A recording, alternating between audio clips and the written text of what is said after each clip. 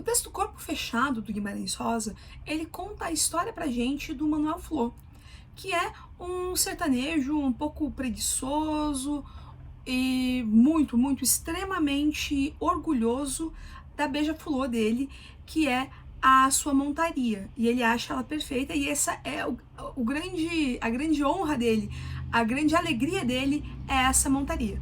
Então, nesse texto a gente vai ter o primeiro conceito de corpo fechado, coisa meio óbvia por causa que está no título, seria basicamente o corpo físico, né? O corpo físico da pessoa que é invulnerável, seja a ataques físicos, psicológicos, espirituais.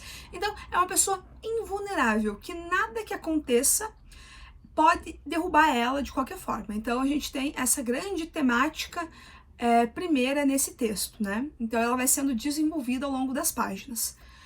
Acho bem interessante nesse texto a gente pensar em alguns aspectos. O primeiro deles é a questão da crença e da sabedoria popular se opondo ou se conectando com o sistema de crenças científico, porque afinal de contas, um personagem muito importante nesse texto é um médico. Então, como que toda aquela questão de crença popular, dessa construção da sabedoria popular, ela vai ser abordada por esse médico? Se ele vai compactuar com isso, se ele vai se opor a isso também, é bem interessante porque, afinal de contas, essa figura do médico, ela é muito comum dentro dos textos do Guimarães Rosa. Então, a gente tem sempre um tratamento bastante... Sempre não, né? Mas geralmente um tratamento muito parecido nessa relação da medicina, em como que ela funciona em áreas que são dominadas por sabedoria popular, tá? Então, além disso, em questão de sabedoria popular, a gente também vai ter novamente aparecendo aqui um sistema de crenças ou valores. Como que esse sistema de crenças, de valores, ele é expresso na obra e como que ele vai influenciar no andamento da narrativa, no próprio enredo dela, né? Então, como que essa questão de honra, de valores morais, valores que são do foro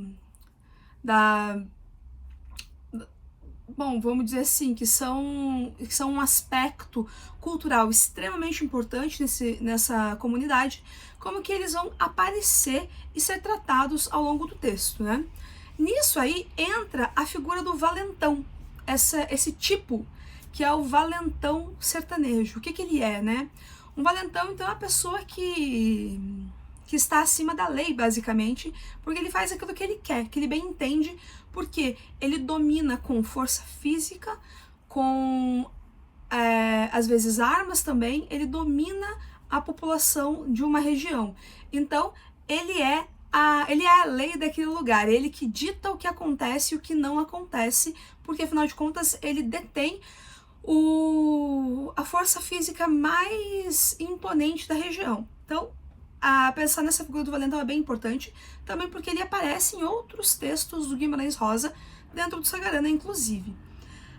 Outra coisa interessante aqui, a gente vai ter a aparição de um grupo de ciganos. Então, pensar como que é a representação desses ciganos dentro dessa narrativa, né, que ela tem o ponto de vista do sertanejo, então como que os ciganos, essa população, vai ser recebida e percebida pela população sertaneja ali, e como que vai ser o tratamento entre eles, né? Além disso, uma coisa bem interessante nessa narrativa e que vale a pena prestar atenção é em como o enredo é montado, ou como a própria narrativa é montada pelo escritor. Porque, afinal de contas, a gente não vai ter uma narrativa que tem lá começo, meio e fim, apresentação, conflito, clímax, desfecho, linearmente. A gente vai ter aqui uma narrativa que é montada aos poucos. E ela é montada aos poucos através de uma conversa.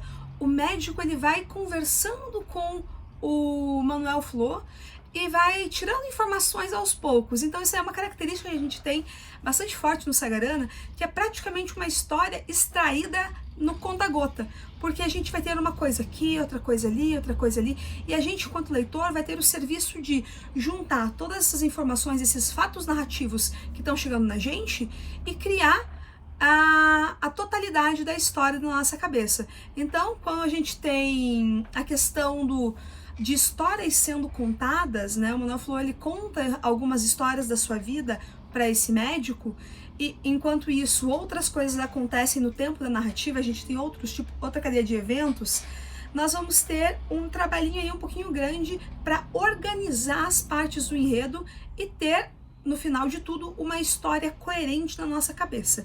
Então, se você perceber uma confusão de vozes, alguma coisa assim, tá tudo bem, normal, mas procure organizar essa história em passado e presente, né, para conseguir se orientar dentro dela, ok? Boa leitura!